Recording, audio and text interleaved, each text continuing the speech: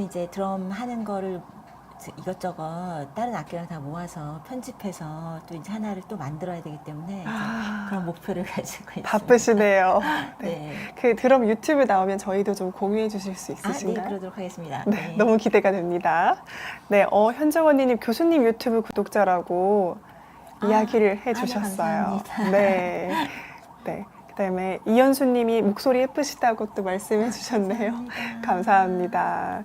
네, 저희 오늘 그러면은 첫 번째로 나눠볼 주제가요. 일단 화면 전환이 되면 이야기를 해보도록 하겠습니다. 이 사진과 굉장히 밀접한 주제예요. 그렇죠?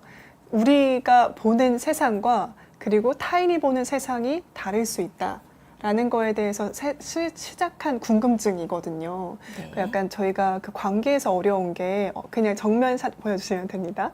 그 관계가 어려운 게 저 사람은 왜 저렇게 생각을 할까? 이런 생각을 많이 하잖아요. 네. 사실 저 사람이 어떻게 생각하는지 알 수가 없죠. 알 수 근데 없죠. 어떻게 생각하는지 알 수 없는 정도가 아니라 네. 저 사람이 뭘 보는지, 어. 뭘 듣는지 그게 내가 보고 듣는 것과 똑같다라고 우리는 생각이 되잖아요. 그리고 가끔 이런 표현하죠. 내가 두 눈 뜨고 똑바로 봤다. 그런데 내가 봤다고 두 눈 뜨고 봤다고 해서 내가 본 것과 다른 사람이 본 게 같은 건 아닙니다. 그래서 우리가 이런 감각 지각이라는 게 사실은 겉으로 있는 우리가 환경에 있는 자극을 그대로 정보 처리하는 게 아니라 환경에 있는 자극과 그러니까 뇌가 상호작용해서 만들어내는 거예요. 그래서 예를 들면 뭐 색맹이신 분들 경우는 보는 게 다르시겠죠. 그렇죠. 그리고 이제 저희가 나이가 들면 이렇게 좀 피치가 높은 소리는 안 들려요. 그래서 이제 유튜브, 그러니까 이런 거 인터넷 찾아보시면 그 모기 소리로 된 그 전화벨 소리, 머스키토 링톤 이런 거 하면 나오는데 그거 너무 잔인했어요. 아주 이제 전 수업 시간에 이제 예를 들어야 되기 때문에 이제 조금 더 소리가 더 높아지면 피치가 높아지면은 그러면은 제가 이제 막 손들어 보세요. 막 이제 안 들리는 사람 그러면 이제 애들이 막 서로 옆에 눈치를 보면서 학생들이 다 들려 막 그러면서 이제 그러는 거예요. 근데 어느 순간부터 저는 이제 일찌감치 안 들리는 거예요. 그래서 저는 막 애들 막 시끄럽다 막 이러고 있는데 학생들이 저는 뭐 나는 전혀 들리지 않습니다. 저는 뭐 이렇게 얘기를 하면은 저게 무슨 소리일까? 그런데 저희가 소리가 크고 작고가 문제가 아니라 아주 높은 하이 피치 소리는 나이가 들면 그 나이가 들었다는 게 아주 많이 들지 않아도 한 30대 넘어가면 벌써 이제 차이가 확 나요. 그리고 예를 들어서 강아지가 집에 있으시다. 그럼 이런 하이 피치 톤 소리를 이제 들려주면은 강아지들은 정말 너무너무 싫어해요. 그래요. 그러게 이제 들리는 게 훨씬 다른 것 같아요. 그래서 예전에는 이런 것도 있었어요. 이제 쥐가 집에 있다. 그러면 쥐를 쫓아내야 되는데 그런 거를 정말 아주 높은 그런 소리, 그건 사람 귀에는 안 들리는데 쥐들 귀에만 들리는 그런 소리를 이제 이렇게 틀어놓는 거예요. 뭔지 알 것 같아요. 네. 저도 그 동생이 이태리에 있을 때 집에 쥐가 나타나서 기겁한 적이 있었거든요. 네. 근데 그때 열심히 인터넷에 찾아보니까 쥐가 싫어하는 소리를 또 틀어주면 된다 하더라고요. 그렇죠. 그래서 이제 쥐가 알아서 나가게. 근데 이런 경우도 있고요. 예전에 이제 이런 거는 요새는 안 그럴 것 같은데 이제 미국에 있을 때 얘기인데 그런 아주 비싼 부티크, 아주 비싼 고급옷 이런 가게에서 이제 티네이저들이 와서 막 이렇게 시끄럽게 하면 그런 걸 사시지 않을 건데 이제 그러면 연세 드신 정말로 그걸 사실 분들이 싫어하시기 때문에 그런 소리를 또 이제 그 연세 드신 분 귀에는 안 들리고 젊은 사람들은 좀 싫어할 만한 소리를 살짝 이렇게 틀어놓게 됐다는 그런 경우도 있습니다. 근데 이게 참 웃프긴 한데 어쨌든 심리학 지식을 현장에 활용한 사례이긴 하네요. 그렇죠. 저희가 들리는 게 내가 듣는 게 이게 실제로 바깥에 나오는 소리일 것이다. 또 이렇게 꼭 확신할 수는 없어요. 저도 안 들리는 소리가 벌써 많고 저만 많은 게 아니라 이제 나이별로 또 다른 거잖아요. 그리고 또 보이는 것도 마찬가지예요. 우리가 색깔도 마찬가지예요. 색상도 그렇지만 네. 우리가 무슨 뭐 눈 수술을 했다. 그래서 약간 이제 회복기에는 환각 같은 게 보일 수도 있어요. 그런데 그게 또 우리가 정말 무슨 정신적인 뭐 질환이 있을 때 환각이 보이는 것과 또 다르게 이렇게 지각적으로도 우리가 또 환각이 보일 수도 있거든요. 맞아. 그러니까 지금 이야기해 주신 것들이 우리가 보통 저 사람은 나랑 똑같은 걸 봤을 텐데 어떻게 이런 생각을 할까 이런 보통 그런 마음들을 가지고 있잖아요. 근데 그 시작부터 다를 수 있다는 거에 대해서 좀 설명을 해주셨습니다. 그러니까 감각 경험에 있어서 이미 차이가 날 수 있다고 네. 시각과 청각을 가지고 이야기를 좀 해주셨는데요. 일단 그 시각과 청각 말고도 다른 내용들은 조금 더 충격적입니다, 교수님. 이제 예를 들어서 저 학생이 하나 있었는데 네. 학생이 굉장히 똑똑한 학생이었는데 이제 발표 같은 걸 할 때 PPT를 만들어 오면데 그림이나 이런 걸 적절하게 배치를 해서 이렇게 잘 만들어야 되는데 너무 똑똑한 학생인데 그냥 줄글을 줄줄줄 이렇게 써놓은 것 같은 거예요. 그래서 저는 이렇게 성의 없이 저렇게 똑똑한 학생이 저렇게 했나. 그래서는 근데 나중에 제가 알게 된 건데 그 친구가 뭐가 있었냐면은 그 아판타지아라는 이제 증후군인데 여러분 이제 그 피디님도 그렇고 네. 눈을 감고 코끼리를 이렇게 상상을 해보세요. 코끼리. 코끼리. 네, 상상이 되시나요? 네, 딱 그려지죠. 네, 코끼리 그려진다는 이런 모습들이. 표현이 네. 있죠. 그리고 여기다가 화면에 나비가 있다라고 타게 상상을 하실 수 있을까요? 나비. 나비도 상상은 해볼 수 있을 것 같아요. 네, 무슨 색깔이에요, 그 나비가? 노란색 나비를 네, 생각했습니다. 이런 식으로 이제 약간 이미지를 우리가 만들 수 있죠. 많은 경우에. 그런데 이게 다 그런 게 아니에요. 많은 사람들이 이미지를 아예 만들지 못합니다. 그래서 상상을 하는 것이 우리가 상상을 한다는 게 당연히 이렇게 그림같이 코끼리도 되고 나비도 되고 새도 되고 돼지 그게 왜 안 돼? 이렇게 우리가 실제로 보이는 것 같은 걸 상상으로 할 수 있다고 생각하는데 그걸 다 하시는 게 아니에요. 이미지로 상상을 하는 게 누구나 하는 거라고 생각을 하지만 모두가 그렇게 상상을 할 수 있는 건 아니다. 네, 그걸 전혀 못 하시는 이미지를 네. 전혀 못 만드시는 경우가 한 5%에서 7% 정도 된다고 해요. 5에서 7%요? 네, 꽤 많은 숫자죠. 우리나라도요? 오.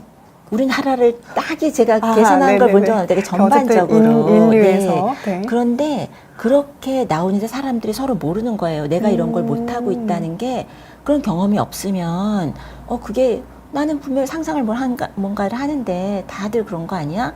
뭐 이렇게 얘기를 하기도 하고요.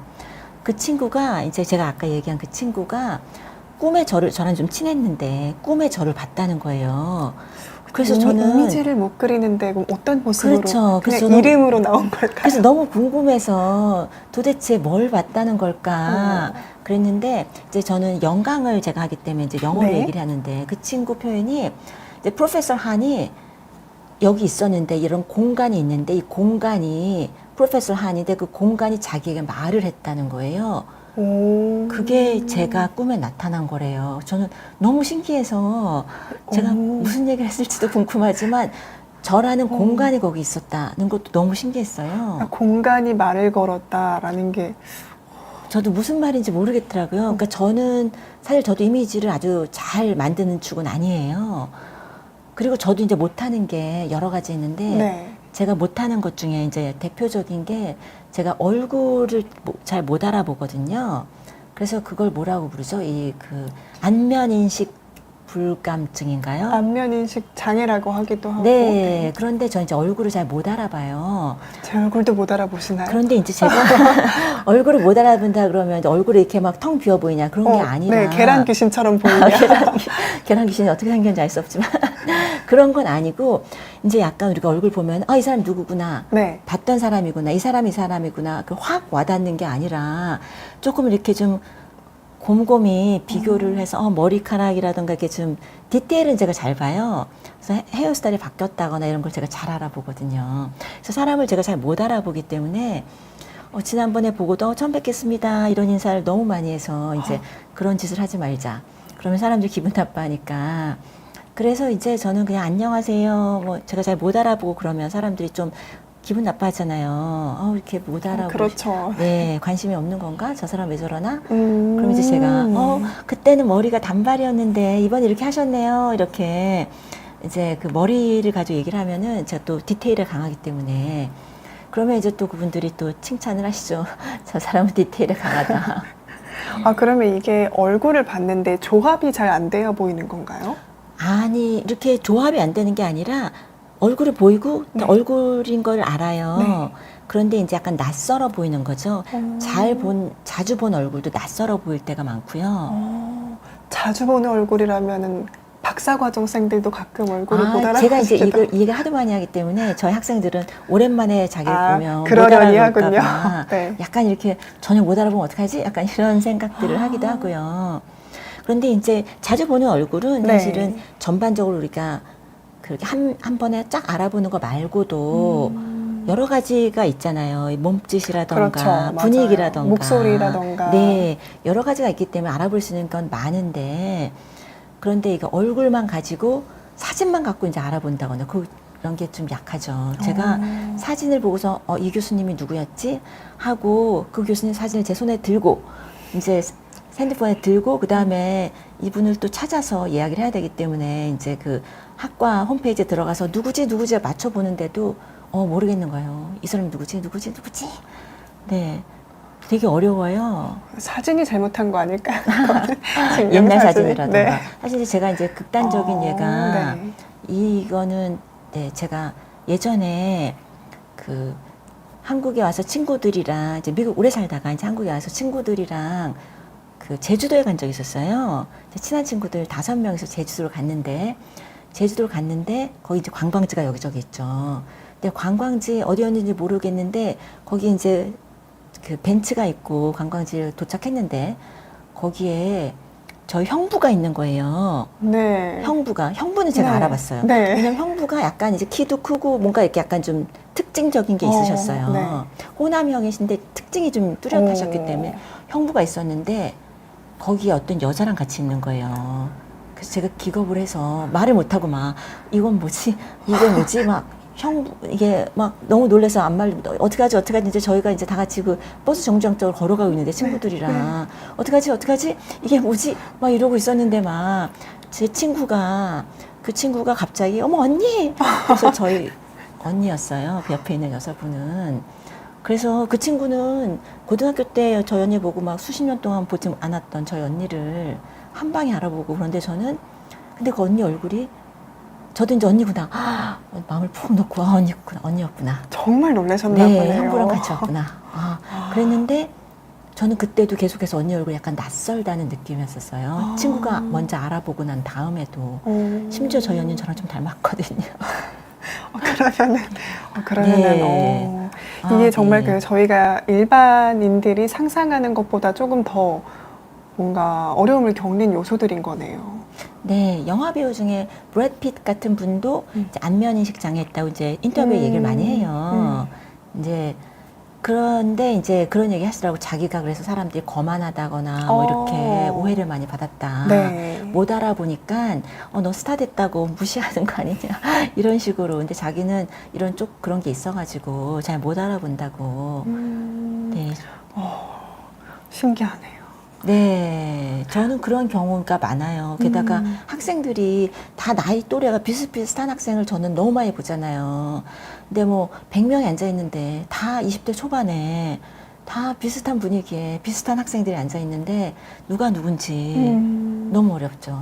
네. 그럴 것 같아요. 네. 근데 정말로 이 안면 인식 장애에 대한 이야기를 들어보니까 진짜 내가 보는 세상 그리고 내가 생각하는 그 세상과 타인의 세상은 다르다는 거를 확실하게 알아야 될 것 같네요. 정말. 그렇죠. 내가 보는 세상과 남이 보는 세상이 심지어 이렇게 시각적인 것도 우리가 다르게 처리를 합니다. 그러니까요. 이런 것도 사실 알지 못한다면 똑같이 그 브래드 피트가 받았던 오해처럼 저 사람은 왜 인사를 안 할까? 너무 거만하다. 이렇게 오해할 네. 수 있는 거잖아요. 네. 그러네요. 저도 근데 그 교수님 이야기를 듣다 보니까 학창 시절에 어떤 한 교수님께서 본인도 그 안면인식 장애가 있으시다고 얘기를 하시면서 정말로 그분은 잘 안 보인대요. 이게 얼굴인지 그 얼굴이다. 이렇게 얘기하시더라고요. 네.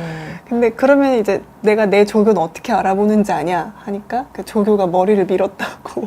네. 아니, 헤어스타일은 제가 아주 잘 알아봅니다. 그러니까 네. 쟤는 내 조교인 걸 안다라고 네. 이렇게 우스갯소리로 얘기하셨던 게 기억이 나네요. 네. 그리고 이제 약간 옷 분위기나 걸음걸이가 사람들마다 굉장히 달라요. 멀리서 약간 이렇게 걷는 모습을 보고 제가 잘 알아봅니다. 네. 그러니까 어떤 감각이 조금 이렇게 약하면 다른 감각들이 또 이렇게 살아나는 그런 거네요. 네. 근데 사실 사회생활은 굉장히 불리하죠. 사람을 알아보면 아주 유리하기 때문에 좀 불리합니다. 그러게요. 네. 또 어떤 사람이 낯설어 하면 또 뭔가 다른 감각 세상일 수 있겠다라고 이해를 하는 것도 필요할 것 같습니다. 네. 네, 그리고 안면 인식 장애까지 얘기해 주셨고요. 이 얘기도 꼭 해보고 싶었어요. 저희 원소기호 외울 때 네. 어떤 원소기호를 정말 잘 외우는 어떤 사람이 있었는데 그 사람은 뭐 CO2, O2 이렇게 있으면 문자는 뭐 노란색으로 보이고 뭐 숫자는 빨간색으로 보이고 이런 식으로 보인다 네. 하는 그런 사람이 분도 있었어요. 많죠. 그래서 시너시전 공감각이라고 하는데요. 전 이제 수업 시간에 가르치다가 이런 걸 많이 알게 되는데 네. 사람들이 다 자기가 좀 다르게 지각하는 게 있어도 모든 사람이 그런가 보다 하고서는 그 생각을 안 하다가 제가 수업 시간에 우리는 막 퍼셉션 이런 걸 강의를 하고 있으면은 손을 들고 막 다 그런 거 아니었어요? 이런 학생들이 좀 있는 거예요. 너무 신기해요. 네. 그래서 이런 경우는 자기가 어떤 숫자를 보면 그 숫자에서 그 색깔이 보이고 이런 것들이 있는 거예요. 어떤 학생이 저한테 미국에 있을 때 저한테 제 이름이 초록색이라는 거예요. 그래서 제 이름의 스펠링에 아무런 초록과 관련된 게 아무것도 없는데 그 교수님 이름은 초록색이에요. 이렇게 얘기를 해서 저도 아 그렇구나. 그리고 어떤 학생은 자기는 뭐가 이렇게 보인대요. 사람이 있으면 이게 뒤에 후광같이 뭐가 좀 보인다 그러더라고요. 그래서 그 학생도 다 그런 거 아니었어요. 이렇게 얘기를 하더라고요. 네. 그러니까요. 다 그런 거 아니었어요라고 얘기를 할 정도로 평생 그렇게 산 건데 그런 거 가지고 또 내가 보는 세상이 똑같다 얘기하면 안 될 것 같네요. 이것도 재밌었어요. 음식이 뾰족하지 않다라고 이야기를 하는 사람도 네, 있다고. 그 음식 맛이랑 이런 공간 감각이 이렇게 같이 섞여 있으신 거죠. 이건 아예 책 제목이에요. 책 제목이 네, 이제 이런 공감각에 대한 책 제목이 그런 거였었어요. 이게 뾰족한 그 맛을 보면 맛이 너무 뾰족하지 않다. 약간 이런 제목이 있었어요. 네. 그러니까 정말 공감각에 대한 이해를 돕는 그런 책이었나 보네요. 네, 이제 예시도 재밌습니다. 나오고 이것도 사람들이 다 그런 거 아니었어요 생각을 많이 하더라고요.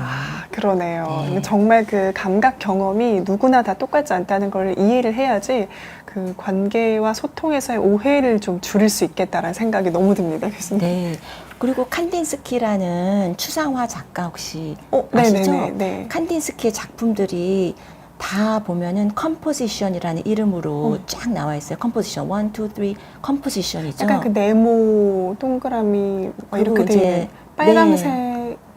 네, 이렇게 여러 가지 이렇게 그림이 동그란 거 여러 가지 섞여 네네네. 있는. 네. 그런데 이제 칸딘스키도 이거 공감각으로 유명하셨거든요. 그래서 자기는 들리는 음악을 그림으로 그리신 거예요. 그래서 그게 다 컴포지션이라고 작품 이름을 붙이셨더라고요. 신기하네요. 네. 그게 왜 작곡인가 했더니 노래가 들리는 걸 그대로 그린 거기 거예요, 때문에 그분도. 너무 신기합니다. 네. 이 감각의 세상에 대해서 좀 알아봤는데요. 그럼 감각을 저희가 일단 하면 그걸 또 받아들여서 지각하는 과정도 필요하잖아요. 네네. 일단 그 지각에 대한 사람들 간의 차이를 이야기하기 전에 그 감각하고 지각의 차이를 조금 더 정확하게 얘기해 주시면 좋을 것 네. 같습니다. 지각은 저희는 사실 일상생활에서는 감각, 지각 이제 섞어서 쓰지만 이제 심리학에서 좀 더 구별할 때는 지각에 조금 더 이제 의미를 부여하고 우리가 그걸 좀 더 해석하는 과정이 들어간 것을 지각이라고 이제 얘기를 합니다. 알겠습니다. 해석하는 과정이 지각이다라고 얘기해 주셨고요. 그리고 이 지각 과정에 대해서는 아마 예전에 심리학 책 많이 보셨을 거예요. 오리 같기도 하고 뭐 토끼 같기도 하고 네. 그런 사진들 있잖아요. 그래서 지금 한번 화면 보여주시면 최근에 그 지각 관련해서 가장 뜨겁게 일었던 논란 중에 하나입니다. 교수님 알고 계셨나요? 네, 이거 굉장히 많이 나왔었죠. 그러니까요.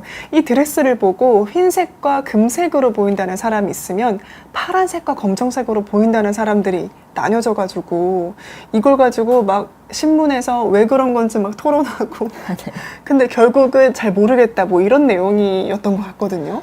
이제 저희가 이것만 가지고 이렇게 약간 그 오리 같기도 하고 새 같은 것도 마찬가지지만 좀 더 이렇게 좀 어정쩡하게 뭔지 모르겠는 것에는 우리가 여러 가지 해석이 있을 수 있죠. 그렇지만 우리가 일상에서 보는 것도 결국은 다 모든 게 다 우리가 만들어내는 것이다. 그러니까 그게 너무나 확실하게 한쪽으로 그려져 있기 때문에 우리가 그렇게 싸우지 않는 것 뿐이지 아하. 어느 정도는 우리가 다 다르게 지각을 하고 있는 거예요. 그러니까 그걸 명확하게 보여줬던 사례 같아요. 그렇죠. 정말 해석은 다양했거든요. 뭐 색채 항등성 때문이다, 뭐 빛의 밝기가 달라서 그렇다, 뭐 등등등 많았는데 그냥 결국은 명확하게 저게 흰색, 금색 딱 있고 파란색, 검은색 딱 있고 이게 아니었기 때문에 사람들 간의 지각의 차이가 있을 수밖에 없다라는 거네요. 네, 저희가 만들어내는 거예요. 지각이라는 것은. 맞아요. 이 지각 경험도 우리가 만들어내는 거다라고 얘기해 주셨는데요.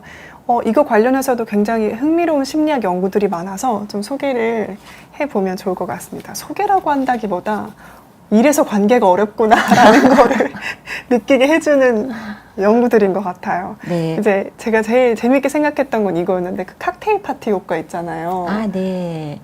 그러니까 이거는 칵테일 파티 아주 옛날 개념이긴 한데요. 우리가 칵테일 파티에 갔는데 아주 시끄러워요. 막 네. 바글바글 뭐 사람들 잔뜩 있고 막 여기저기서 얘기를 하는데 멀리서 누가 제 이름을 얘기했어요. 소원이다. 그러면은 갑자기 그 정말 소리는 귀가 쫑긋해요. 다 들려요, 네, 그게. 귀가 쫑긋하다는 느낌이 막 그러니까요. 귀가 이렇게 약간 이렇게 당겨진 느낌 들잖아요. 그 소리는 들리는 거예요. 딴 소리 아무것도 안 들리는데. 그러니까요. 그러니까 이런 많은 이런 잡음들 속에서 그 내 이름은 나한테 의미가 있는 거니까 이렇게 필터를 뚫고 나온 거예요. 그러니까 그 밖에 그 수많은 소리들은 우리가 처리를 안 하고 있거나 섞여 있었는데 이런 나한테 의미가 있는 이름만 튀어나온 거죠. 그리고 사실 저희가 그 얼굴이라던가 이렇게 중요한 자극은 좀 이렇게 눈에 띈다고 해요. 다른 많은 여러 가지가 있는데 그 중에 얼굴이 있다. 그럼 눈에 띄고요. 우리가 예를 들어서 뭐 폭포라던가 얼음이라던가 뭔가 살짝 얼굴스러우면은 얼굴로 보이는 거예요, 저희가. 맞아요. 돌에서도 얼굴이 그렇죠. 보이기도 하고요. 네. 그러니까 얼굴이 중요한 사회적으로 중요한 자극이다 보니까 얼굴에 좀 이렇게 바이어스가 돼 있어서 편향이 돼 있다 보니까 저희가 얼굴을 더 많이 찾아 나가는 거예요. 이거 얼굴스럽다. 이 정도면 얼굴로 차야 된다. 이렇게. 네. 알겠습니다. 그러니까 이게 인간이 지각을 하는데 선택적으로 지각을 한다는 거잖아요. 그렇죠. 같은 장소에 있다고 해도 어떤 사람은 물론 그냥 집중을 안 하는 걸 수도 있지만 다르게 그 상황을 받아들일 수도 있다는 거를 좀 감안을 해야 된다는 사실인 것 같습니다. 네. 이것도 유명한 실험인데 이런 거는 인터넷에서 많이 보셨을 것 같아요. 이제 고릴라. 네. 그러니까 이제 이 댄 사이먼이라는 연구자분이 교수님이 하버드에서 조교수로 계실 때 하던 연구인데 이제 그냥 대학원생들이 농구공을 가지고 막 이렇게 던지는 거예요. 근데 이제 우리가 대학원생들이 흰색 티셔츠를 입고 있는 대학원생들이 농구공으로 패스가 몇 개 되나 세는 거예요. 이제 집중해서. 그런데 그렇게 우리가 열심히 세고 있는데 고릴라 이제 이런 이러고 옷을 입고 이제 그런 옷을 입고 이제 누가 지나가면서 네. 한밤 이렇게 그냥 앞을 지나가니까 그냥 그래서 막 이렇게 뭐 이렇게도 고리라 하기도 흉내내면서 하고 장난을 그러니까요. 치면서 지나가는데 이제 그게 끝나고 학생들한테 공 패스가 몇 개였냐? 16개였다. 17개였다. 이렇게 맞춰요. 그 다음에 고릴라 본 사람. 그러면은 학생들의 반응이 이제 what gorilla 딱 이렇게 나오는 게 한 50% 정도 나온다는 거예요. 맞아요. 저는 처음에 이제 그 학회에서 발표를 하셨는데 그 학회에서 제가 어떻게 그걸 봤었어요. 아주 옛날 이야기였기 때문에. 그래서 저는 말도 안 되는 소리다. 저걸 어떻게 못 알아보냐. 그러니까요. 근데 그게 그때 굉장히 이제 유행을 해서 저도 수업 시간에 했으면 정말 한 절반 정도는 이게 뭐 고릴라 막 이렇게 얘기를 하는 거예요. 근데 이제 이게 이제 아주 많이 이제 나와 있기 때문에 저희가 한 번쯤은 다 봤을 수가 있는데 그게 말해주는 것은 내가 두 눈 뜨고 똑바로 봤다 라고 말을 하지만 두 눈 뜨고 보고 있었는데도 우리가 그게 주의를 그쪽 말고 좀 다른 방면에 쏟고 있으면 바로 눈앞에 있는 것도 안 보일 수 있다는 거예요. 저 진짜로 저도 그 심리학 개론 수업 때 교수님이 이거 딱 질문 내셨었거든요. 네. 정말로 고릴라가 안 보였어요. 집중을 열심히 네. 하셨나 봐요. 정말 그 열심히 막 그 패스를 막 하니까 네. 그 패스 놓치면 안 되니까 세다 네. 보니까 진짜 고릴라가 안 보였어요. 네. 정말 신기했던 경험이었습니다. 인간이 이렇게까지 지각을 선택적으로 하는구나 라는 거를 알게 되었던 사실이 있었고요. 그 다음에 또 중요한 것 중에 하나가 그 지각의 오류로 인해서 나오는 고정관념들인 것 같아요. 그러니까 눈에 보이고 그 직관대로 그냥 믿고 생각하는 그런 경향들 있잖아요. 그렇죠. 그런데 보이고 믿고가 내 눈에 보이는 것이 내가 믿게 되는 거잖아요. 맞아요. 눈은 뜨고 똑바로 봤는데. 그러니까요. 내 눈에 그렇게 보였는데. 네. 그런데 이게 내 눈에 똑바로 눈 뜨고 있다고 해서 다 정보 처리되는 게 아니고 또 중요한 게 뭐냐면요. 저희가 보려는 쪽으로 자꾸 보게 돼요. 이게 선택적으로 우리가 보게 되는 게 이게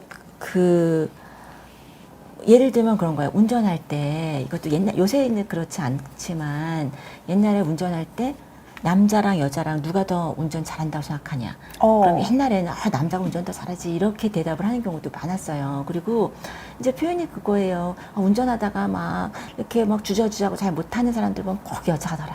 막 이런 식으로 표현하는 그런 게 있었어요. 옛날에 제가 인내한 사람이다 보니까.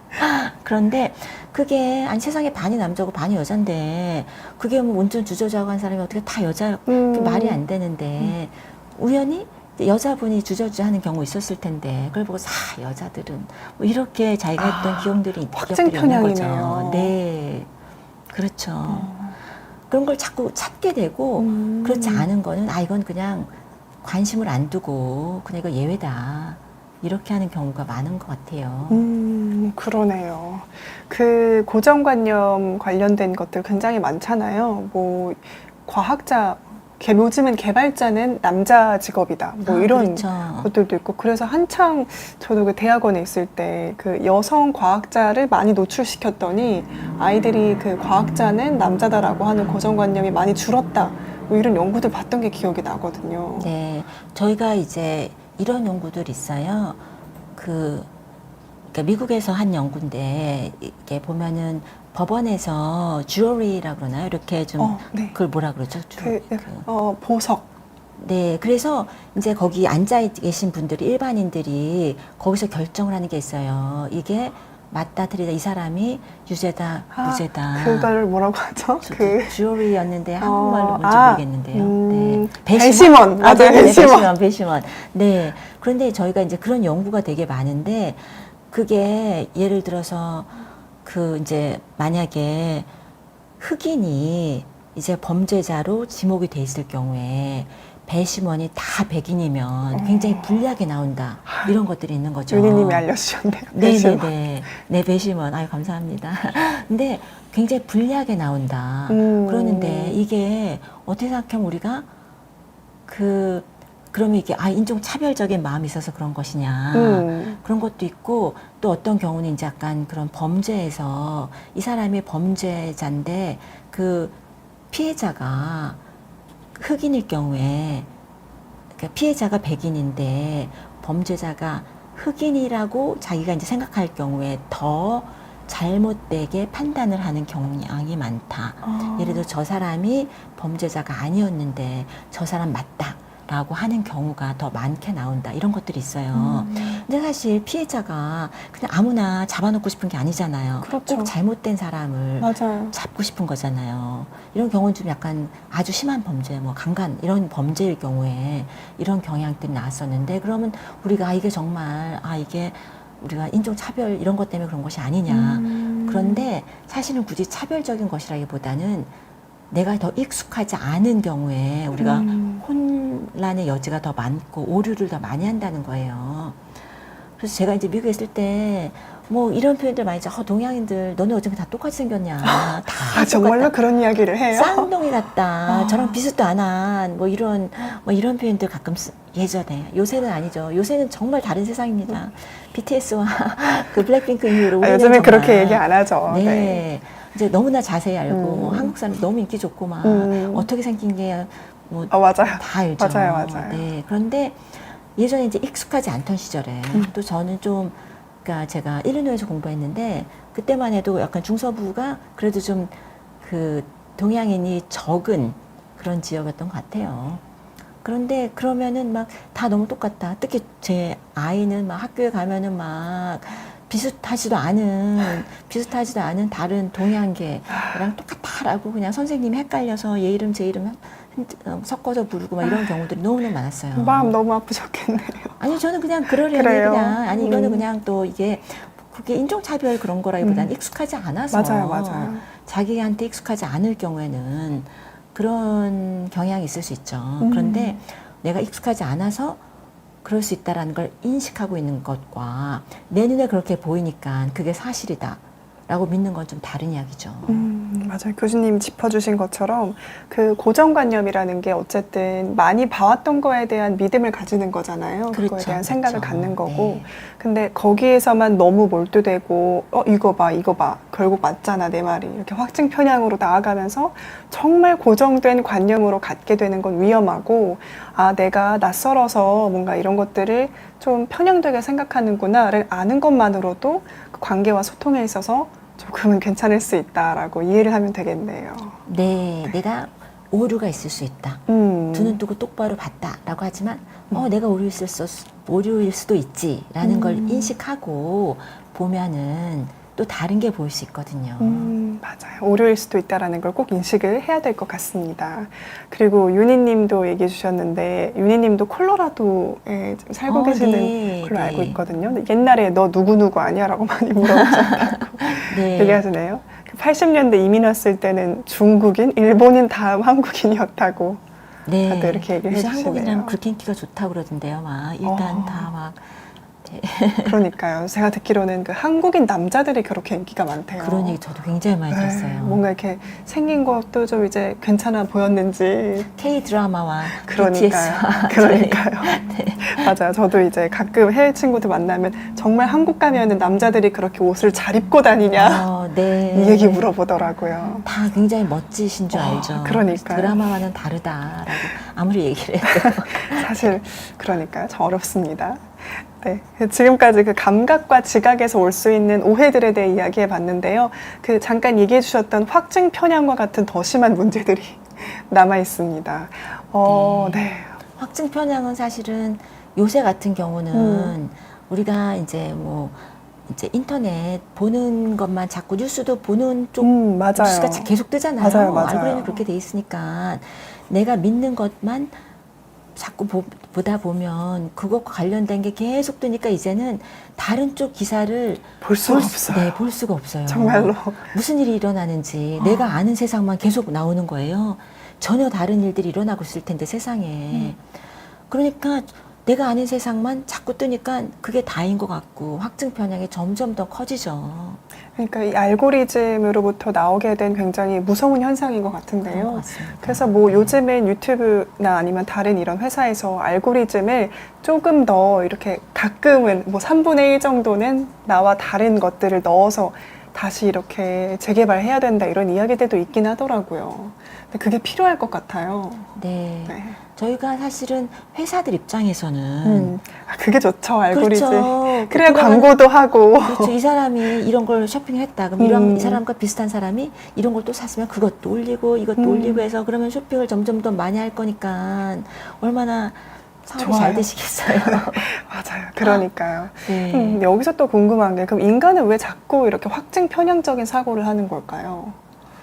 그게 저는 인지적 게으름이라고 부르고 인지적 다른 사람들은 게으름. 또 이게 게으름이란 단어보다는 또 뭐라 그러죠? 인지적 구두쇠. 네, 구두쇠나 게으름이 더 나쁜 건가요? 그렇죠?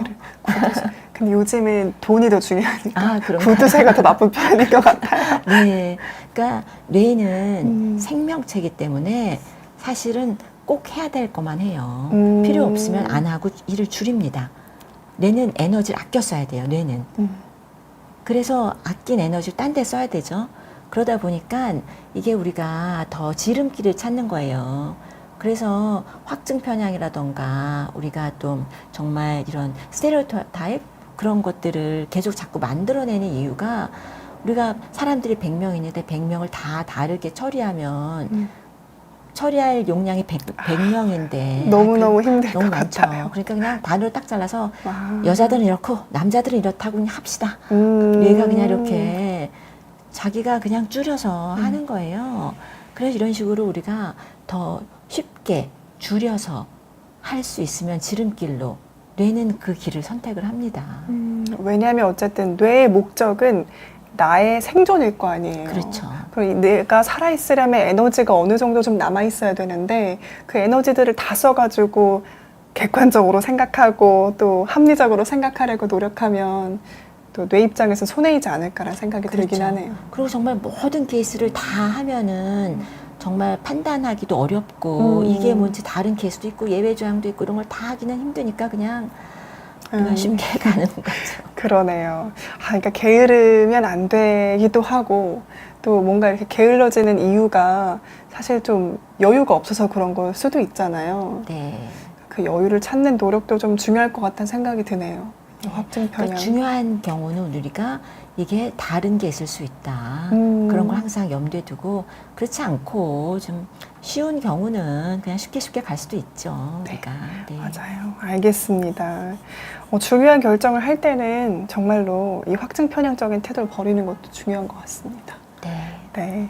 그리고 이 확증 편향 말고도 제가 개인적으로 참 신기한데 참 어떻게 해야 될지 모르겠는 그 귀인 이론이 있거든요. 네. 이 네. 심리학에서 얘기하는 귀인 이론의 오류가 있는데 내적 귀인과 외적 귀인이 있다고 하더라고요. 그렇죠. 어떤 일이 있을 때 내 탓을 하는 경우가 있고 남 탓, 바깥 환경 탓을 하는 경우가 있는데 참 인간이 놀랍게도 참 그 영리하게 설득을 하더라고요.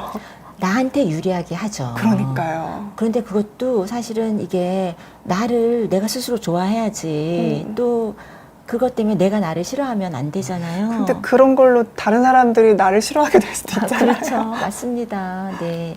그런데 그러니까 다른 사람을 볼 경우에는 우리가 그 사람 탓이다. 더 쉽게 이것도 인지적 구두쇠일 수도 있어요. 네. 여러 가지 환경의 요인이 있는데 환경 탓이 아니라 이 사람은 원래 이렇다. 이 사람은 원래 이런 사람이야. 이렇게 해버리는 거예요. 그런데 나의 경우로 하면은 내 주변에 환경들이 여러 가지 있으니까 이게 다 이 환경 탓이지. 예를 들어서 이제 제가 교수다 보니 이제 학생들이 시험을 못 봤다. 네. 그러면 예를 들어서 시험을 못 봤으면은 자기 탓이라고 생각을 안 하시죠. 교시 탓이고 조교 탓이고 그렇죠. 오늘 이런 탓이고 교과서가 이상한 탓이고 그렇죠. 네 시험 문제를 미리 잘못 낸 탓이고 어제 그렇죠. 좀 늦게 자서 그런가 보다. 뭐 이런 네. 내용도 있을 거고. 그렇죠. 그런데 내가 시험을 잘 봤는데 네. 옆에 사람들이 시험을 못 봤다. 네. 그럼 쟤들은 조금 공부를 안 했구나. 이거 수업 시간만 잘 들었어도 다 맞을 수 그렇죠. 있는 건데 이렇게요. 네, 이거 공부하면 되는 건데 쟤들 공부 안 해서 그런 거야. 쟤네가 원래 공부 안 하는 애들이야. 이렇게 다른 사람의 경우는 또 이제 그 사람 탓을 하게 되는 거죠. 맞아요. 그리고 참 인간이 재밌는 게 나한테 좋은 일이 생길 수 있잖아요. 근데 네. 그 좋은 일이 생길 때도 내가 좋은 일이 생기면은 역시 내가 잘했어. 그렇죠. 이렇게 내가 생각을 노력을 하고요. 해서 네. 내가 정말 이게 당연한 이런 상을 받을 만하다. 나는 이럴 자격이 있다. 내가 그렇다. 그렇지만 다른 사람의 경우에는 운이 좋았네. 그렇죠. 이 말 나오잖아요. 저 사람이 그렇게 열심히 한 게 아니라 이번엔 좀 네. 그러니까요. 그렇게 이야기를 하니까 참 어려운 것 같아요. 그렇게 이게. 되는 것 같아요. 내 입장에선 사실은 내가 얼마나 열심히 노력했는데 나 자신이 이게 잘 다 알잖아요. 그래서 다른 사람 모르잖아요. 그 사람의 주변에 무슨 일이 있었는지, 열심히 했는지 안 했는지, 그날 컨디션이 안 좋았는지, 몸이 아팠는지 모르잖아요. 그러니까 우리는 그냥 그 사람 탓이다 그냥 쉽게 그 사람이 안 했나 보다. 근데 나는 너무나 아는 게 많다 보니 그런 게 아닐까요? 네. 근데 그 교수님이 얘기해 주신 거 듣고 있다 보니까 그 예전에 설명해 주셨던 인지적 공감 내용 있잖아요. 네. 그 상대방의 입장에서 역지사지해서 그 이해를 하는 그 노력이요. 네. 근데 그 노력을 하는 사람들이 이 내적 귀인, 외적 귀인 오류에서 벗어난 거니까 대단한 사람들이라는 생각이 그렇죠. 다른 드네요. 사람 입장에서 우리가 볼 수 있는 것, 그러니까 판단을 할 수 있는 것, 인지적으로 해석할 수 있는 그런 것도 우리가 사실 연습하면은 되거든요. 연습을 그러게요. 하면 되고요. 연습을 어떻게 하나요, 교수님? 그런 것도 나와 있나요? 아니 연습 이제 그것도 정말 해보는 거죠. 뭐 연습 그 연습하는 게 상황에 따라 다 다르기 때문에 네. 그러니까 내가 맡은 역할이 무엇이냐에 따라서 저는 이제 제가 교수자 역할일 경우에는 학생들 입장을 또 제가 생각을 해봐야 되잖아요. 역지사지네요, 정말로. 그리고 이제 여기가 의학 채널이니까 네. 또 이제 의사 선생님들 환자 입장 또 이런 또 네, 그런 입장들이 또 달라질 것이고요. 맞아요. 그러니까 네. 그 역지사지한 분들이 조금 다르게 보이긴 해요. 그 네. 사회적으로 공감 지능이 높아 보이기도 하고 대단해 네. 보이기도 네. 하고 정말 필요한 능력인 것 같습니다. 근데 그 교수님이랑 이야기를 하다 보니까 저기 왜 배만나와님이 방송 시청 중인데 인간관계가 너무 어려워요. 그 관계가 어려운 사람이 노력하면 좋아질 수 있나요? 라고 질문 주셨거든요. 그러니까 그 저희가 이야기하는 게 그거잖아요. 나랑 안 맞는 사람이 존재하긴 하잖아요, 인간관계에서. 그렇죠. 사실 저 사람이랑 정말 안 맞고 저 사람이랑 있으면 내가 정말 힘들다. 그러면 거리를 두는 게 맞는 것 같습니다. 1차는 네. 거리를 둬야 된다. 네, 저 사람이랑 안 맞는 게 확실한데 그걸 하려고 너무 노력을 하면 우리가 힘들어지고요. 그리고 다를 수 있다. 다를 수 있다. 네. 네. 근데 이게 참 이렇게 이야기해도 되는지 모르겠는데 그 귀인 오류에서 벗어난 사람 입장에서는 귀인 오류를 범하는 사람이 안타까울 순 있잖아요. 왜 저 사람은 자꾸 이렇게 상황탕만 할까? 뭐 이렇게 볼 수도 있다거나. 아, 네. 네. 그런데 이게 아니 정말 이걸 내가 억지로 노력해서 내가 잘못해서 인간관계 나쁜 걸까? 그렇지 않은 것 같아요. 우리가 내 탓을 할 필요는 없습니다. 정말 인간관계에서 네. 이건 정말 상호적인 거예요. 맞아요. 정말 상호적인 거고 우리가 절친이야 되고 다른 사람을 완벽하게 이해하는 것도 불가능하고 우리가 다른 사람이 뭘 보는지도 모르는데요. 그러니까 이게 약간 다름을 인정하는 것도 좋은 것 같아요. 그리고 정말 내 탓을 할 필요도 없고요. 그리고 완벽하게 다른 사람을 이해하는 것도 가능하지 않고 또 한 가지는 다른 사람이 내 마음을 알 거라고 생각하실 수는 또 없는 것 같아요. 내가 남을 모르듯이 남도 나를 모르고 그러니까 우리가 내가 이런 걸 왜 못 알아줄까? 왜 나를 상처를 줄까? 이런 것도 그것에 대해서 너무 심각하게 생각하시지 않아도 좋을 것 같아요. 다른 사람은 내가 무슨 생각을 하는지 모릅니다. 교수님 너무 저도 옆에서 듣는데 위로가 딱 되네요. 그러니까 그 관계를 생각하면 물론 남 탓을 하는 경우도 있지만 자기를 좀 돌아보는 경우가 많잖아요. 네. 내가 뭐 잘못했나? 뭐 이런 생각도 하고요. 네. 그런 생각을 하실 필요도 없는 것 같아요. 아예 이런 오류라는 이름이 있어요. 투명성의 오류. 내가 생각하는 걸 남들은 모른다. 그런 오류예요. 그런데 우리는 어디 가서 발표하거나 그러면 조그만 실수 같은 거 하잖아요. 그럼 남들이 그거 다 알아봤을 것 같잖아요. 그렇죠. 그런데 대부분의 경우는 못 알아보고 나만 알아보는 거예요. 다른 사람은 내가 이렇게 막 떨리고 말을 버벅대고 이렇게 실수했는지 잘 모르시더라고요. 투명성의 오류. 네, 투명성의 오류. 오늘도 잘 기억해야겠네요. 네. 투명성의 네. 오류. 그러니까 우리가 어느 정도는 내가 스스로 이렇게 스스로 오류, 그러니까 스스로 실수했다 한 것도 그냥 스스로 이럴 수도 있지. 아니 뭐 이런 것도 그럴 수도 있는 거지 뭐 이렇게 생각을 하는 게 좋고요. 좋은 것 같아요. 그래 뭐 네. 내가 그렇지 뭐 이렇게 가면 안 되겠네요. 남에게 너그럽고 나에게도 너그럽자 이렇게 생각을 하시면 좋지 않을까. 너무 좋은 캐치프레이즈입니다. 네, 이렇게 얘기를 해주셨고요. 감사합니다. 배만나님이 채팅을 많이 쳐주시거든요. 네네. 그래서 또 이 배만나님 댓글 해주시니까 다들 배만나님이 안타까우신가 봐요. 그래서 댓글을 좀 쳐주셨네요. 네, 감사합니다. 그럼 저 이제 마지막으로 꼭 살펴봐야 될 게 있죠. 그러면 이렇게 인지적인 오류를 범하는 건 아는데 이런 것들을 줄이기 위해서 심리학에서 제안하는 방법엔 어떤 것들이 있을까에 대해서 좀 얘기를 해봐야 될 것 같아요. 아, 네. 저희가 이걸 알면 네. 내가 오류가 있을 수 있다는 것을 알면 그게 또 많이 도움이 됩니다. 이런 게 있어요. 저희가 어디 예를 들어 오늘 지금 비가 오는데 이제 이것도 미국에서 한 연구긴 하지만 비가 오는 날 대학을 어딜 갈까 대학을 여러 군데 방문을 해봤어요. 비가 오는 날에요. 비가 오는 날 방문한 데도 있고 이제 주가 다르고 멀리 있으니까 여기는 비가 오는 날 방문했고 여기는 햇살이 좋은 날 방문을 했어요. 그러면 학생들이 나중에 비가 오는 날 방문했던 데는 안 좋게 생각하고 안 간다는 거예요. 그 학교 분위기가 나쁜 것 같아. 그런데 우리가 생각해 보면은 그게 우리가 기분이 좀 이렇게 좀 울적하고 좀 가라앉잖아요. 비가 올 때는. 좀 가라앉는 기분이 이게 왜 그랬는지 학교가 마음에 안 들었던 건지 날씨 때문에 그런 건지 우리가 헷갈리잖아요.